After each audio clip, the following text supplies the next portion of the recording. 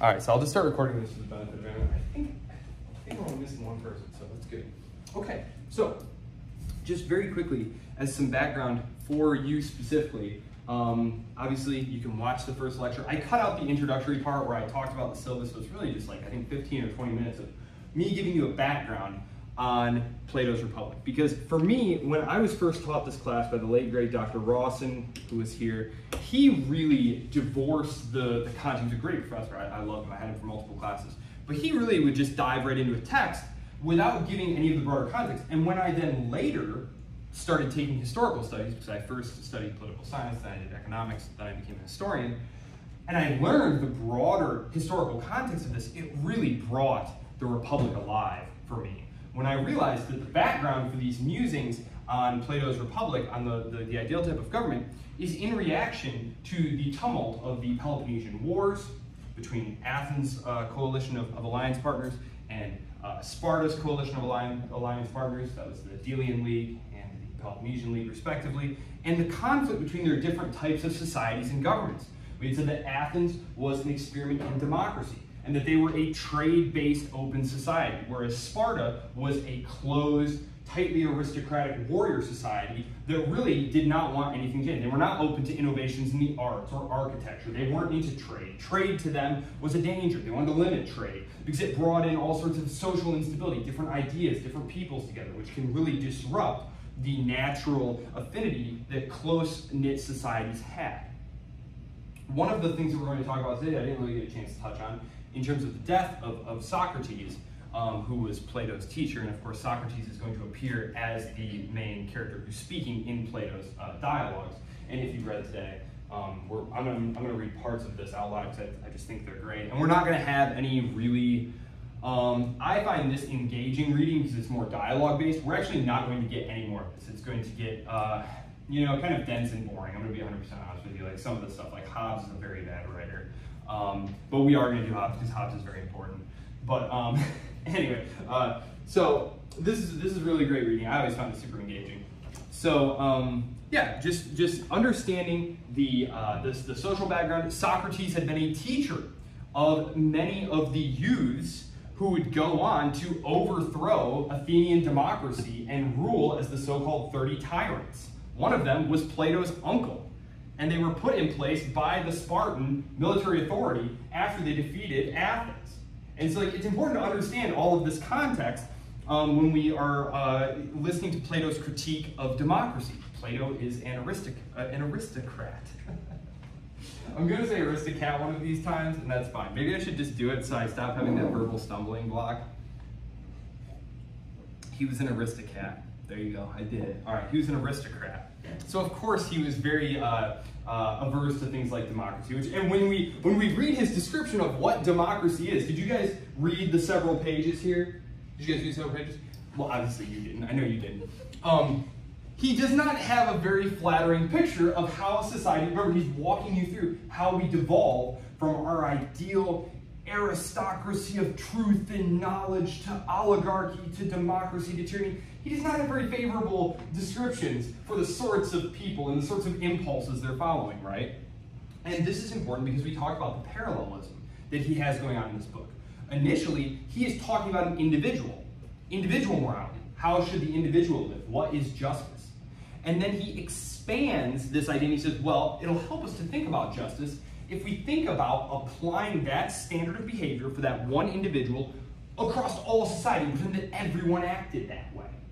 Which is how, of course, we come up with the basic principles like, well, we can't say that justice is stealing things because if everyone in society stole, no one would produce anything and it would quickly be anarchy and not civilization anymore. And so it's just a very gradual build up there. If you ever do read this, which I do recommend, it's not terribly difficult reading. I think it's like 200 pages total in like the mass paperback version. You'll see how he gradually builds in this way. And again, it starts off, we have Socratic method, which I introduced last time. This is how all of Plato's work is done. He starts off with just guys standing around chit-chatting. And of course, super annoying Socrates shows up and starts inquiring how someone knows this thing or that thing and then makes them look very foolish. as a way of kind of didactically opening up the conversation to interrogate these ideas and to eventually convince you of his own idea being correct. And so they start talking out. Polemarchus, Thrasymachus, they're all standing around talking, and Socrates shows up and inquires their idea of justice. They give all sorts of different ideas about justice. That justice is simply doing good to those who are your friends and evil to those who are your enemies.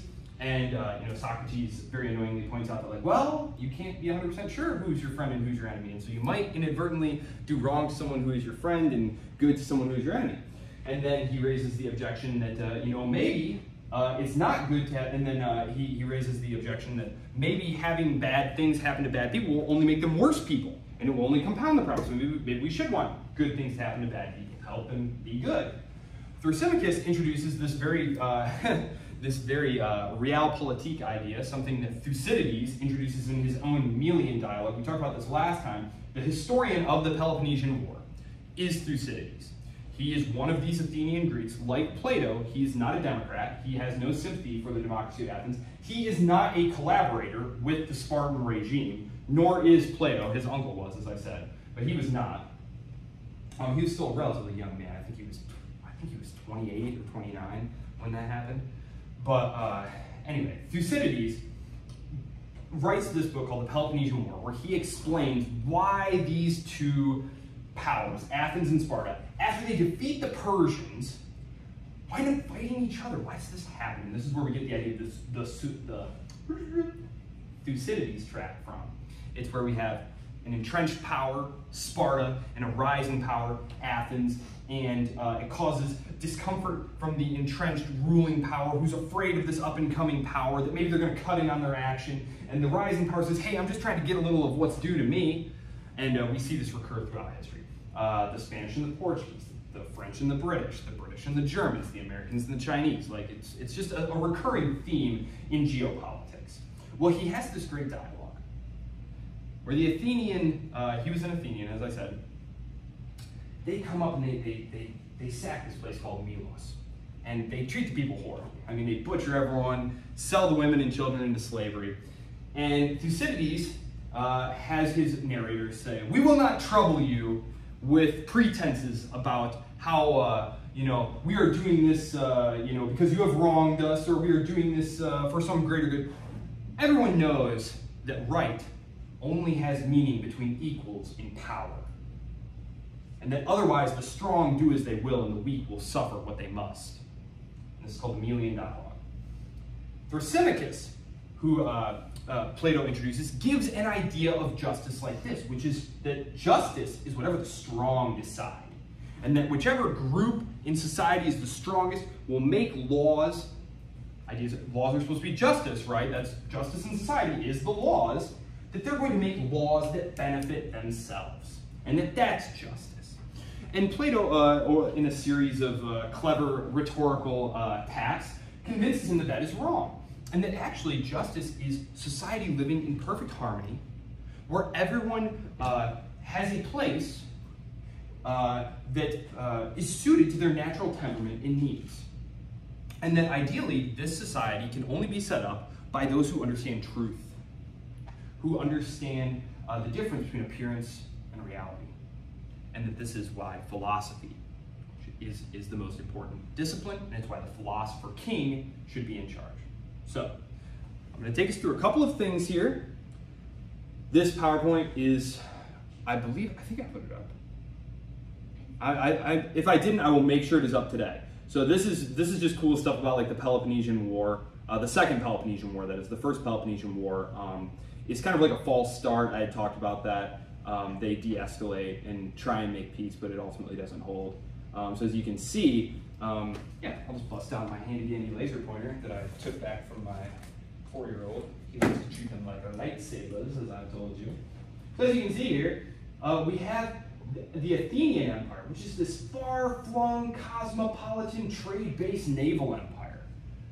Very interesting, very different from Sparta, who these are their allies. These are not part of like a Spartan empire.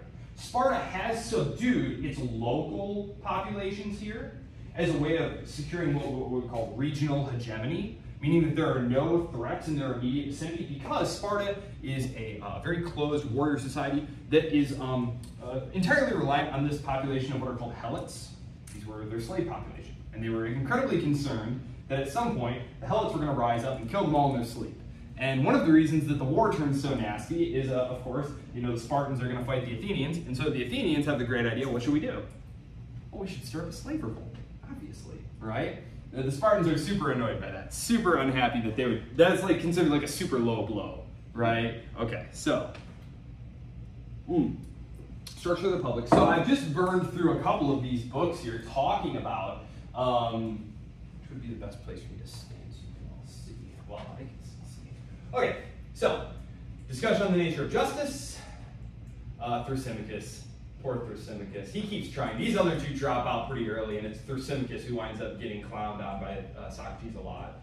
Someone made the point that like if Socrates existed today, there'd be all sorts of like YouTube videos of like Socrates owns so and so, destroys so and so. The ideal society, the Caligulus, okay, and it's going to be ruled by this guardian class. Now, before I get into like the actual political structure, I'm going to talk just a little bit about Plato's ideas of what education should be like, and to kind of convince you that Plato's a smart guy, but maybe you wouldn't want to necessarily live under his society, because it seems a little dystopian. Okay, so the ruling class that he wants to set up, he does not think that they should be allowed to have nuclear families. He does not think that they should be ever allowed to own property or touch money, that they should live communally. Because the idea is that even though they're the rulers, they shouldn't have the best, most comfortable, easy life, and that they should be rigorously trained from a very early age in philosophy, in mathematics, in logic. And the idea is that their job is to rule for the betterment of everyone else in order to make for the most harmonious social relations among the population. Remember, again, going back to the Peloponnesian War and the very fractious social struggles within society between the oligarchs and the democrats, and literally blood in the streets, people being killed, right in front of you. That kind of civil war type violence. So of course, he was very concerned with how do we prevent that from happening again? How do we create a stable, harmonious society? And so that's the guardian class. The guardian class is going to be the ones who are in charge of making sure that this society is set up and maintained. He also believed that there shouldn't be things like music. Music should not be like catchy or rhythmic. It should be like single notes in like a very slow timing, because and there shouldn't be like the plays of like Sophocles and Euripides. Is anyone familiar with like the Greek tragedies or anything like that? Antigone is that the most famous one? Okay, well these were like their big plays, right? Like, hey, we're going to the theater, this is like their TV, that's their Netflix. He was like, those are bad, those should be banned. We shouldn't have any of that stuff because it appeals to people's emotions. It clouds your judgment, it distracts you from what's real, it makes it harder for you to control yourself as you're mimicking this very bad behavior. It's one of the reasons, and I'm going to get to this more later, but I'm just going to introduce it now. One of the primary authorities for how you were supposed to live your life in Greek society were the epic poets, specifically Homer, who wrote, well, Homer might have been one person, might have been several people, but the Iliad and the Odyssey, right? And also a somewhat less, he's very well known in classical circles, but like among the general population, Hesiod is the other one. And so together, these had put together a cosmology for the Greek world and sort of a code of behavior, one that was very driven by honor, determination for glory, right? But again, we've just been through this war where, I'm going to go back one here, and those of you who were here last week will remember, what was the really disastrous thing that really killed any chance Athens had of winning this war? It was the campaign to try and take Sicily. And it was Alcibiades who convinced the forum. Remember, this is like a democracy. You get up in front of the people and you try and convince them that your idea is right. And so what do? Do you get up in doomsday and say, oh no, it's all bad and I won't be able to do it? No, you get up there and you say, everybody else, they're just bad at their jobs. Just give me command. And we'll be swimming in gold. Those Spartans will be history. We'll have Sicily and look how rich it is. It'll be easy, right? But of course, that is not what happens. This total disaster destroys the fleet, destroys the army, and basically spells the end of Athens' empire. So, again, the idea that the pursuit of individual glory should not be the orienting focus of the rulers of society.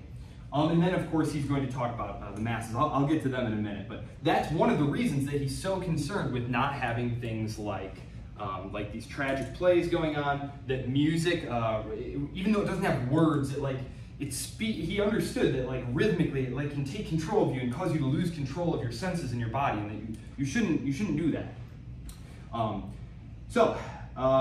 Okay, following book 3, where he talks about all of this stuff and the importance of education, and specifically the education of the guardian class, he starts extrapolating from the individual to the city. So, the 3 classes. We have the rulers, okay, and these are broad classes. We're going to break these down a little bit further, but just for the beginning here. We have the 3 classes, the rulers, the auxiliaries, and the producers. So the rulers are going to be the group of guardians from whom the philosopher king, the ideal ruler, will emerge.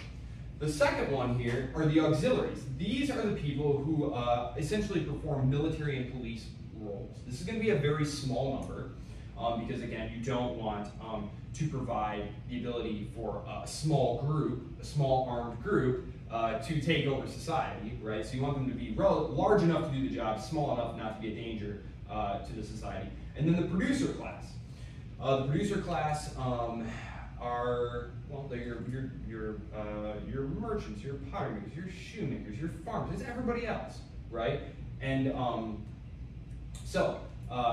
Socrates goes on to show that justice arises when each class performs its appropriate function. Now, how do we know who's who? Well, thankfully, Socrates has thought of this. And so I had written some notes here so I don't get too dragged around here. Okay, so where is it? Yes, okay, so each of these are said to have a soul made of a certain metal, okay? This is what he says. And the philosopher will be able to distinguish this, okay? And so the ruling class is gold, silver, guardian. The ruler guardian class, gold, auxiliaries, silver, producers, bronze. Although I've also seen translations where it's iron. Not really sure how that winds up, but yes. Basically, the way you're going to convince people that this is true is through education. You are going to instill in them a noble or patriotic lie that this is the way that the gods want things, and that's really it. Even though he's literally just, and the irony of this is not lost on me, and it probably wasn't lost on his readers either, is he's just finished telling you how bad things like poetry and music are because they're false and fake and cloud your judgment and reason. And then he immediately proceeds to explain, well, the way we'll keep the society together is we'll lie to them. We'll just tell them this lie. That's kind of... It's just kind of a funny juxtaposition because again, I'm summarizing this, but imagine you just read 30 pages where he's just slamming all of these different arts and philosophies as false and distractions from the truth, and that only philosophers can know the truth. And what should the philosophers do? They should build a society where everyone gets along based on the truth? No, based on a lie, right? So it's just kind of a funny juxtaposition. But they're all kind of like, yeah, that does make sense though. You need to convince them of that. And that's in the actual passage there in your book, if you ever want to look, is in book 3. It's in book 3. And the book 3 excerpt is very short, so you'll be able to find it. So, yes. So, okay. So, even though it is false, of course, it's considered noble because to him it serves a higher purpose. And this is going to get into all sorts of kind of weird questions about the good, because his position is that morality and epistemology being how we understand the truth, that those two things are interrelated, in that there are things that you can objectively know to be good through the use of reason. And so this kind of flies in the face of this here. And this is one of the things that Aristotle is definitely going to poke at, because Aristotle is much more of a realist. He's not so much concerned with metaphysics. But we'll get to Aristotle's politics next week. So this society is going to be bound together by this noble lie that this is just how, but again, this is going to maximize the happiness of everyone. It's going to maximize the amount of justice in society that there can be. So a very utilitarian defense of this. I just really quick want to make sure, yes, okay. So I had told you that I was going to touch on this really quickly because again, it's not fundamental to political philosophy, which is what this class is, but it is one of those things that, like, in an introductory class to philosophy, which I don't think there's an introductory to philosophy class here anymore, so I'm just going to introduce this to you here. Is there an introductory to philosophy class? You did. So are you? So did they talk about like Plato's theory of forms? They did. I don't think so. No. Okay. I don't know. Honestly, okay. I don't remember much from the class. No. You're totally fine. Okay. So you know, I'll pull up a picture of it because I know there's tons of good illustrations of it before I dive back into the politics of it. Plato's cave allegory. So I'm going to explain it. You're going to be like, I can't really picture it. I had trouble picturing it. Okay, yes, this is it right here. Okay. Oh, whoops. No, not that. Sorry, computer. Okay. So, this right here. So what we have here,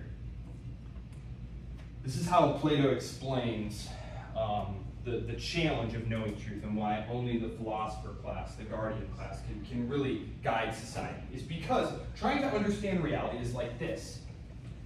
The producer class, right? The producer class is right here, and they are seeing images on a cave wall cast by fire, which, while it is a source of illumination, is not true illumination. Right? True illumination only comes from the sun. Which I believe the Greek name for that is like ios or something, which means to see. So that's part of why he uses the sun as like the sort of focal point here in this metaphor. Most people are forever going to just see these shadows of things and take them to be the real thing. And then only the philosopher can turn around and see the fire, and beyond the fire can go crawl up out of the cave, and though initially blinded by truth, by the ability to see, will eventually, over time and with practice, be able to discern the real world of things. Okay? And then he will return to the cave because he understands it is his civic duty. He does not want to go and return to the cave to rule society. And this is critical for Plato. Plato is very dubious, and I think you would all be wise to be dubious as well, of anyone who wants to rule. Anyone who wants power should almost certainly not have it. That is just a good general rule. If there must be a ruler, you know, they should be tightly constrained, you know, ideal. I mean, I'm a huge fan of the idea of just like doing elections like by lottery. Like instead of people running for it, it's like, oops, sorry Tobin, you're the new senator. Sorry, no choice, you don't have a choice. You don't want to? Tough, that's your civic duty. You have to go be senator now, you know? I think it would be a lot better than just opening up the floor. And this is one of the problems that we're going to see that Plato has with democracy, is that it attracts demagogues. It attracts people who want to appeal to people's emotions and use that to propel themselves to power. So the philosopher will return out of a sense of civic duty, not because the philosopher wants power. And importantly, interestingly, Plato does not believe that women cannot be part of the guardian class. He doesn't feel like there's no difference between men or women in his mind in the ideal society that prevents women from being part of the guardian class. So that's just one point that I'll make here, because I was saying he because there's a guy up here. I feel like I should make that point for you there, because I know you will probably not, most of you will probably never read the Republic in its entirety, unless you go on to graduate school or take more political philosophy class. Yes? Is he basically a feminist in terms of the perspective that each person of each gender can have an equal chance of being part of like the ruling class or like the lower class? Yeah, he just believed that that at a young age you would be able to tell which students had an aptitude for the important things for a ruler, which was ability to do mathematics, the ability to reason, the ability to apply logic, and that those were basically evenly distributed across society, and that Yeah. So we had more like an egalitarian perspective. Yeah, it was egalitarian, but it was not a democratic perspective. It was ruled by an elite caste of intellectuals, but it was not a technocratic intellectual class. It was well, I shouldn't say that. It was a technocracy whose only legitimating qualification was that it could discern truth from reality. So as long as you were able to do that. Exactly. So it wasn't like, well, Jimmy knows how to build bridges, so he should be part of the ruling class because like that's important for society. Mike over there learned how to smelt stuff, or Jennifer had this grad. It was really just the ability to be able to discern truth from falsehood in terms of being a philosopher that qualified you for being part of the ruling class. And again, it's not like you really wanted to be part of the ruling class again. You know, who wants to give up their family, live communally, have zero possessions, right? There's all sorts of interesting stuff that you run into when you try and apply this stuff. I suppose I'll just diverge here just for a moment because I think it's interesting and telling. During the Renaissance in Italy, which is where the rebirth of Western civilization really occurs, they start rediscovering these classics. And they start experimenting with the forms of government that they find in them, like republicanism. And one of the things that the Venetian Republic does is they make a rule that their leader, that the leader, the Doge, they called him, he could not speak unless others could hear what was said. Because the idea was they could be plotting to seize power. Could be plotting to overthrow the Republic. So, you know, if I wanted to say something, I would have to make sure that other people could hear what I was saying. We couldn't exchange a private, confidential word. That was not allowed. And it was one of the rules that they came up with for trying to safeguard the system. Because as we will see, every single republic in the whole history of the world has ultimately degenerated into, you know, despotism. Not to be like, yeah, not to be like too, you know, because here we are chilling, you know, not to be too, too ominously foreboding there. But yeah, okay. The allegory of the cave, that occurs in book 7. If you're interested in that, is also in here. So the lie in book 3, book 7, the allegory of the cave. And so once he's explained why the philosopher is the necessary ruler of the, whoops, forgot, you can't do that, of the just society, Socrates is going to go into book 8 and 9, which are my favorite books, because this is where he actually gets into the nuts and bolts of things from a political perspective, which I do like moral philosophy, but I'm much more into political philosophy. That's why I was a political scientist first and foremost. So, very quickly, I'm going to just introduce these before I dive into the book. And I also want to point out here, like, we're going to talk about Aristotle next week. And so, like, Aristotle is going to refine this into basically three different types of rule and a good and bad version of each. So, like, one ruler, if it's good, it's monarchy. And if it's bad, it's tyranny. And if there's few rulers, it's an aristocracy or a republic. And if it's bad, it's an oligarchy or plutocracy. And if there are many rulers and it's good, it's direct democracy. And if it's not, it's anarchy. Now, this is very rough because, of course, Aristotle hates democracy too. But this right here, this was what inspired Aristotle's thinking, but it is not going to be very influential on future political philosophers. Aristotle's conception of political order is going to be much more influential because, of course, we're going to go read Machiavelli and Hobbes and Aquinas and all of those people, and they're just going to be much more influenced by Aristotle than by Plato. So, and as you can see, there is some crossover here. So I put these on here together on the same PowerPoint, so you can make sure that I'm a little bit confused. Let me look. Literally, you can just go look right there. Okay, so very quickly here, before I dive into some reading, you're going to get to hear my thrilling, dramatic reading. Better have more coffee first. Okay, so first off, aristocracy. Now, in this conception of aristocracy, again, the ideal, this is an aristocracy of wisdom. And ideally, there would be one philosopher king, but he understands that the philosopher king is more of just an idea, an idealized form, and that really what's going to have to happen is you're going to just have a bunch of very, very wise philosophers ruling together. And again, you know, they don't have possessions, they don't have family. And again, the problem with family is if you have kids, you're thinking about acquiring possessions to pass them on to set your kids up well in life. Does anyone here have kids? No? Okay. Well, trust me, it's true. Okay, so this will fail when they start caring more about property than about what's right and about what's true. Now, how do you acquire property? Well, in this day and age, it can be a little bit. Back then, though, what did you do? Well, you could go out conquering, right? Get some glory, get some property, go take some stuff, right? That's how you did it. Yeah. When you're talking about property in this context, are you just talking about a place to live or like your personal property? Like you Land. can say like just only land? Well, land, a house, gold, any number of things, like just any kind of property, any possessions. Like I said, the guardian class isn't supposed to have personal property. Like they literally are supposed to live communally, have no money, no nothing. Like they basically are wards of the state, but they don't care. They don't care ideally that they live basically like monks, right? Have you ever been to a monastery? No, like they literally just they live there. It's very plain. They dress very plain. They grow their own vegetables to eat. They take their meals communally. They mostly pray. Just substitute pray for think, I guess. And that's it. That's what he ideally viewed them as doing and being concerned with. So in that system, would everyone own everything in that kind of sense?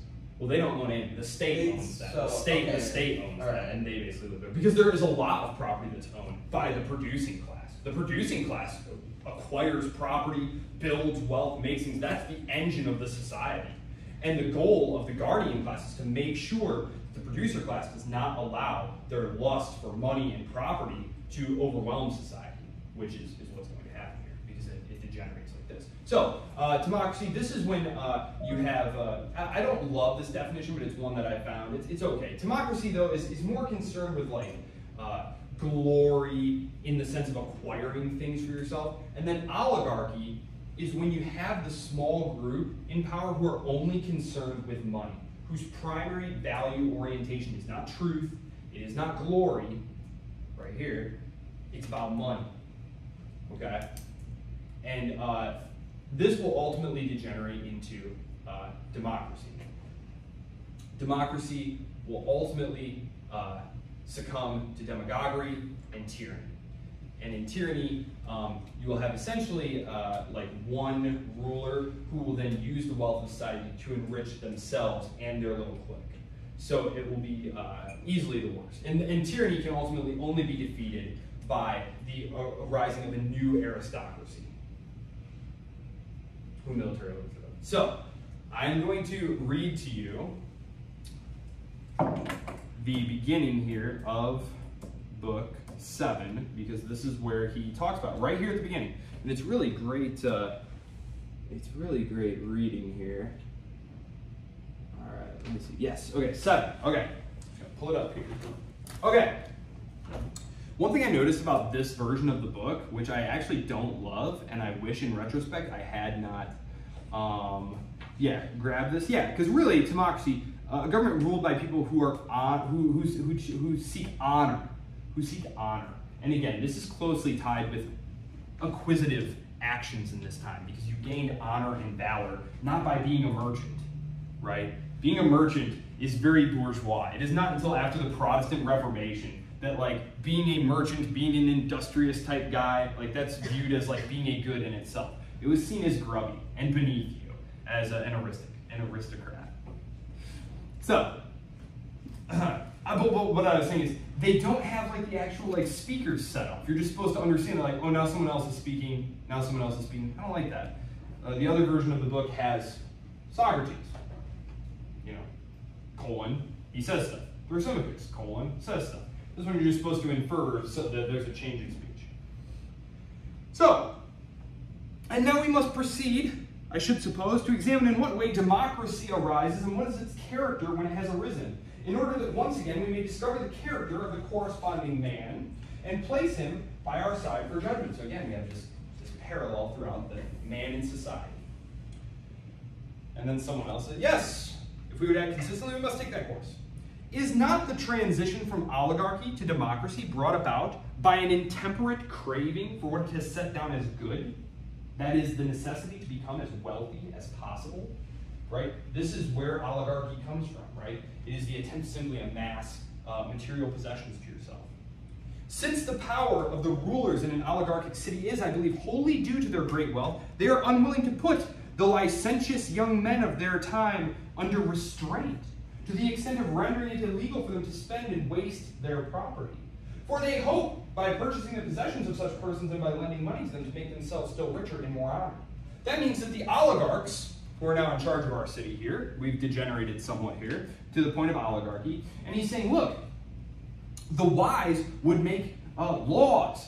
We call them sumptuary laws. In fact, President Adams of the American system was a huge fan of making sumptuary laws, which basically forbids you to wear like expensive clothes and things like that. And the Roman Republic will later have laws like this. But of course, there's always people who are trying to get around them. You know, they would have their toga made out of some very rare, nice material, or get like a belt that was like technically within the bounds of the rules, but it was made of really expensive stuff. Julius Caesar was one who was always trying to flout these laws. So, not only him, a lot of people. But so his point here is that even though the oligarchs who are ruling the city aren't willing to stop these profligate young men from doing unwise, unsound things with their money and with their possessions. Basically, they're concerned with them living a wise and virtuous and thrifty and good life because they're going to be the ones who buy up their property, right? Young man has a gambling problem, right? The oligarchs will want him to have that gambling problem because then he'll have to sell his possessions to them to get more money to gamble, and he'll have to borrow money from the oligarchs and pay interest to them, right? And it's just going to enrich them. So even though it's destroying the virtue of the city, they don't care because their value orientation is not toward virtue, it's toward money. So that's what he's talking about there.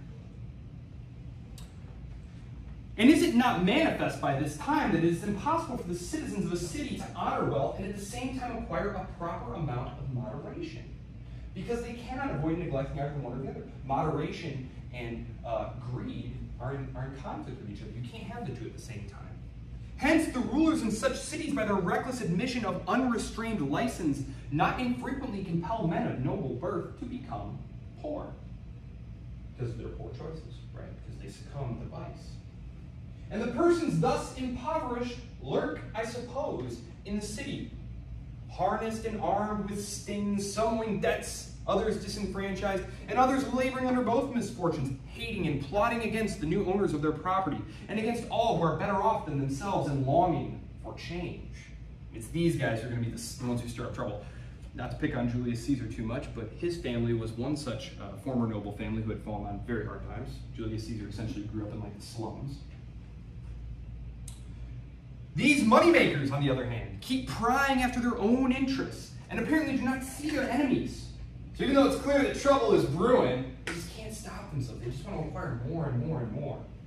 And whenever one of the remainder yields them opportunity, they wound him by infusing their silver, and then recover interest many times as great as the parent sum, and thus make the drone and beggar multiply in the city. So they're basically creating a massive, disinherited, what Marx would call a proletarianized class, right? So the actual property-owning class, which is sort of the backbone of a good, solid republic, is getting narrower and narrower and narrower and smaller and smaller and smaller, and the gap between rich and poor is getting bigger and bigger and bigger.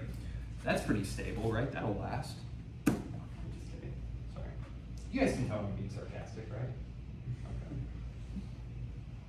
And they cannot make up their minds to extinguish this great ill, as it is bursting into flames either by prohibiting people from disposing of their property at their own pleasure or by employing another method, which provides by a different law for the removal of such dangers. And one of them says, well, what law do you mean? I mean one which is next best to the former and which constrains the citizens to apply themselves to virtue. For if it be enacted that voluntary contracts be as general rule entered into at the proper risk of the contractor, people will be less shameless in their money dealings in the city, and such ills as we have just now described will be less common. So he's basically saying, look, we need to constrain the ability of people to lend money, to get themselves into debt. And this is one of the interesting things that when I first started studying political philosophy kind of struck me, because we tend to, in our popular discourse, talk about like liberal, democratic, republic, like it's all like one thing, but these are all distinct political philosophies and ideologies that all mean the same thing. Political liberalism means a commitment to free trade, to private property, to freedom of speech. That's liberalism. Republicanism means a system of government whereby there is a small group of rulers who collectively make decisions, okay? And you can have a liberal republic that has protections of properties and people's rights and stuff. Democracy is just a procedural mechanism of government whereby you vote, and if there's 100 of us, the side with 51 votes wins.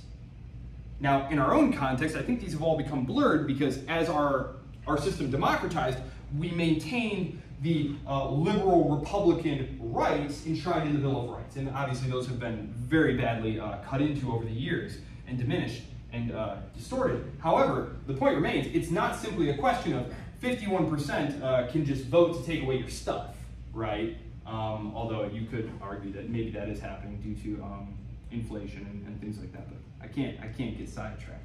Gotta stay tuned over there. Yes? Well, I was going to more so argue that those kind of terms are kind of collided together because there's no like consensus on wanting to like provide an opposition to those ideals in itself, and they're kind of within the Overton window of what the political class tries to appeal to whenever they campaign, really. Yeah, I mean, they've definitely become just rhetorical devices. Yeah. And to speak of something outside of those, like you said, is outside the Overton window. Are you guys familiar with the Overton window? Oh, Pride of Michigan. Michigan did this. He was a lawyer. He ultimately became a lawyer, but he did his undergrad up at Michigan Tech. Fell by the name of Overton. And he basically wrote this paper where he described this acceptable window of political opinion, right? And Noam Chomsky in his book, who knows Noam Chomsky? Knows of him. Okay. English, right? Yes, he wrote this book along with Herman, and it was called The Manufacture of Consent. And he says, look, if you crack down on speech, if you make it so there's no contradicting allowed, like all opinions must be the same, you're going to have a very clear resistance population. The way you really control the ideas that people hear and think about and the way they think about things is to have a narrow window of acceptable opinion, the Overton window, where inside this box you can have vicious arguments. You ever turn on like Fox or CNN and you see the two panelists arguing like mad? What are they really arguing about, right? Like one is saying, we should give this much aid to Israel. And the other is saying, no, we should give this much aid to Israel. But giving aid to Israel is not actually up for discussion. Having the Federal Reserve print all this money instead of taxing us all is not up for discussion, right? And that's what it means. It's to distract you within this narrow band of acceptable opinion, when there's actually a whole variety of things that are simply not allowed to be challenged, that are too core to a regime. So, there you go. So yes. Okay, so.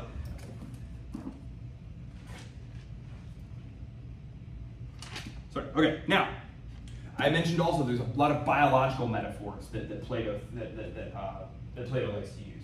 The idea of like a sick society and a sick body is again just paralleling the city with the individual. Remember, we have all of this concentration of wealth here, this big gap between the rich and the poor, that disappearing property class. These people who have fallen from the property class, who knew wealth but squandered it and are now impoverished.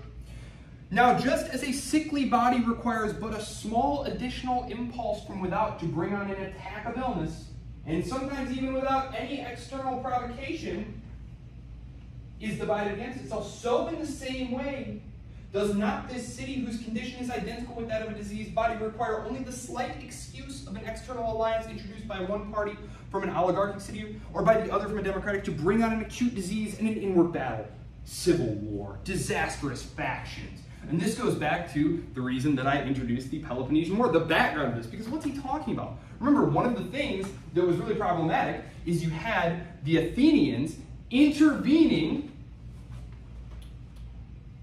in the affairs of other oligarchic polities to topple these oligarchies and put democracies in place. Democracy promotion. You hear that today. Just like in Sparta, you had a concern with creeping democracy. We don't want democracies. We want nice, stable oligarchies, aristocracies in charge. And so you have this battle where you're funding two sides of a civil war inside of these cities, right? And this is, of course, part of what happened in Athens, right? You had this faction of oligarchs inside of Athens who hated the democracy and who colluded with the Spartan authorities to help destroy it. and then tried to rule it. They were ultimately overthrown. It was just 1 year. I think, do I have it up here? Yeah, I do, right there. 405, 404. So the year of the 30 tyrants, and then they are ultimately chased out, and many of them are killed. So, I see they only have 10 minutes left. How sad. And I have to kill Socrates, so I'm going to be quick. Okay, so, spoiler alert, Socrates gets killed. Okay. Now, the descent into tyranny. So I'll jump to that. There's all sorts of great stuff here. It's only 10 pages. You should totally read books, the excerpts of books up. So, where is it here? I highlighted too much stuff. I do that so often. The tyrant. So, the tyrant promises the people, the demagogue. The demagogue arises from the milieu of the democracy and uses his rhetorical skills rather than his logos, his reason. He uses rhetoric to appeal to the emotions of the people, to tell them that they have been wronged, to tell them that it is unjust what's happened to them and that only they can fix it, right? And in this way, the demagogue rises above the people. And how does he maintain his power and influence over them? Well, by simply taking the property that he can confiscate from his political enemies and then sharing it out, giving away free stuff. Everyone wants free stuff, right? Okay, we have an election going on right now, right? Who is promising to raise your taxes? No, they're not. Well, who's promising to take some of your freedoms and stuff? Nobody? Because I'm reckoning they'd probably be fixing to do both, probably. Probably just can't say that. And his point is exactly the same. We'll give you this and we'll give you that. If only you'll vote for me, things will be phenomenal. I'll be the best leader. That bad stuff that happened, that would never have happened if I was in charge, you know? And I'm certain, and so it's, you know, the more things change, the more they stay the same, right? That's one of the reasons that political philosophers are going to come along and basically argue that there's really been nothing new since Plato. That human societies are just very limited in the amount of different ways they can express themselves and organize, and that human beings have a certain nature, and that when we organize politically and socially, that there's only a few different kinds of forms, and that basically everything you can know or find about society exists in what they call the ancients. And by that they mean the classics, specifically people like Plato. Okay, so I have to kill Socrates. So I've already mentioned a good bit of this. And I see that I only have 9 minutes, so I need to be quick here in killing him. So, Socrates, he's accused of blasphemy and corrupting the youth. The two-part charges here. The blasphemy. He's challenging the authority of the poets who have described the cosmology, the gods. He is asking instead that they use their reason, that they apply their reason to the world and inquire after everything. To doubt everything, to criticize everything, to inquire about everything, and like not to apply too much, but I am a parent, like, you know, the kid who keeps saying, but why? But why? But why? But why? And finally, the authority, even though they want to be reasonable, they just say, because I said so. Because I said so. And beyond a certain point, they just keep pushing and pushing. And that is Socrates. Now, there are multiple accounts of Socrates' death. Socrates, like Jesus, did not write anything down, and so we only know about Socrates through his students. The two most famous ones are Plato, and then there's another one, Xenophon. They both agree, though, that he did die in this manner, although they give somewhat conflicting accounts of why exactly he was doing it. Why he chose death, essentially, because he is essentially offered the opportunity. They both agree that he's offered, and then, before I tell you that he was offered the opportunity to escape the city and go into exile, the other thing I'll say is the corrupting the youth thing. I had mentioned people like Plato's uncle, who was one of the 30 tyrants, Alcibiades, who I mentioned earlier. Like, these were all people who had been instructed by Socrates. Socrates, we know from the sources, was very keen to seek out those young men who were going to be the leaders of the next generation to try and influence their beliefs and views of the world. Well, when someone is your teacher of moral and political philosophy, and then you turn out to be a tyrant who, you know, I'm going to be 100% honest with you, according to the sources, there was quite a lot of, like, bloodshed. It was basically a civil war. So, like, they did come in there and kill a lot of their, like, political enemies and stuff. and like that's someone's dad, sister, brother, uncle, you know, that creates bad feelings. And you say, well, where do you get these ideas from? It's like, well, I don't know, you spent a lot of time with that guy. It's like, well, that guy we all hate, always talking crazy stuff and doubting everything and stirring up trouble. So it's very easy to see how Socrates was an easy target of the democracy when it returns. Right here, as we said, there's a democratic restoration right away, and very quickly, Socrates winds up being one of the regime's victims. I do have this quote on here: "The measure of a man is what he does with power." It's what he does with power. It's a very famous quote from Plato's Republic. You could choose any number of quotes, but that was one of my favorites. I always pick a quote out of like a book, and that's one of my favorites. As I said, anyone who wants power, you should definitely not trust them with it. So. He is offered the chance. He's found guilty of these things. Yes, he corrupted the youth. He taught those guys who betrayed the democracy, who betrayed the state. Yes, he's taught us to doubt the wisdom of the ancients and the poets and the gods. So he's guilty of both these things. However, they offer him the option of exile. Exile to a prominent, politically active person was considered worse than death in these societies. You're probably familiar with the story of Julius Caesar, right? And his decision to cross the Rubicon, which is like the most disappointing river in all of human history. I went there and saw it this last year for the first time. It was, gosh, it was not even a river, it was literally dry. Yeah, so disappointing. Anyway, he was being faced with the prospect of prosecution when he returned to Rome for all of the like pretty illegal things he had done, bribery, all sorts of things, right? But he was not actually facing a sentence of death. Like, in none of the sources can you find that he was going to be killed for this. He was going to be exiled. He was going to be removed from political life. He was going to live the rest of his life as a disgraced obscurity. And that was just too much for these guys in these cultures that were so bound up with honor and pride. And and so he chooses to plunge them into a horrifying second round of civil war rather than go into retirement. So, like, that is Julius Caesar. So, it's whatever. Not trying to dog Caesar too much, but yeah. Kind of like Napoleon too, though. Yeah, Napoleon's a good example of that too. You know, he could have been emperor of a very much enlarged France, and that was just not good enough. That wasn't good enough for him. You could also argue that there were domestic political reasons that he couldn't accept that for the stability of his regime. You know, that he was the head of a revolutionary popular vanguard, and that he was the personification of the will of the people, and that, you know, have to battle tyrants and stuff. But there's all sorts of different ways you could go with that. Certainly, when he comes back for the 100 Days campaign, that is total vanity. If you're talking about the 100 Days campaign, basically Napoleon is defeated, and he's exiled to Elba, this little island in the Mediterranean. But then he comes back. Like, the Battle of Waterloo is actually the defeat after the defeat. So, yes, in that sense, yes, he refused to go into political exile and just go away. He had to come back. So, yeah, that's a good parallel. And of course, if you read Dostoevsky uses Caesar and Napoleon as his two great examples. Let's see, I have 3 minutes. So, obviously, these texts are very open to interpretation and broader application. One of the most interesting, if a little controversial, is Karl Popper's interpretation. And he writes this 2-volume books, The Open Society and Its Enemies. Okay, and he writes this in the aftermath of World War II. And Karl Popper depicts Socrates' life and death as a conflict between open and closed conceptions of society. And it's very, very interesting. I did have some things to say about that. Maybe I'll put it up on the discussion board, because I see that I have like 2 minutes and there's not a chance I'm going to be able to read all of this.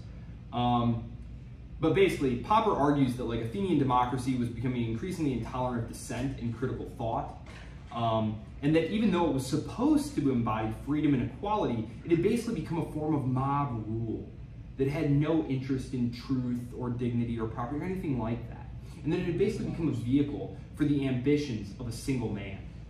And like, you know, he's writing for a World War II audience, right? He is he's Viennese, like he's thinking about Hitler, right? Like Hitler emerged out of a democracy. His party never won a majority, but it was the plurality party at the time, and the other parties and the other members like elected to give him ultimate authority.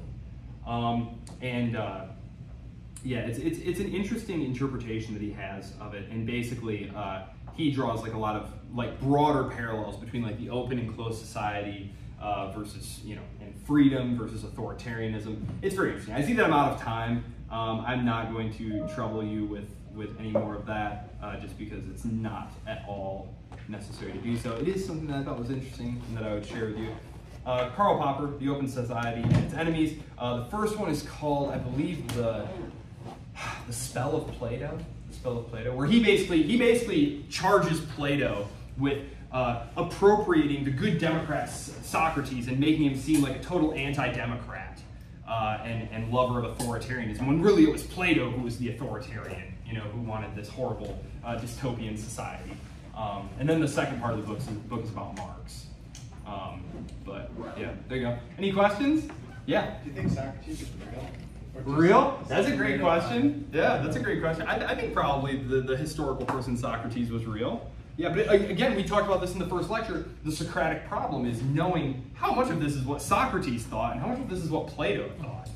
It's very hard to know, and there is really no way to know. Yeah? What's your opinion of the new Napoleon movie? Oh, man. Oh, it's horrid. Oh, my heavens. It's hard to believe that it's that bad because his life is so, like, obviously Napoleon was a bloodthirsty egomaniac and tyrant, but like realistically his life was crazy interesting. And how did you take that fascinating life and make such an awful movie? It's really astonishing.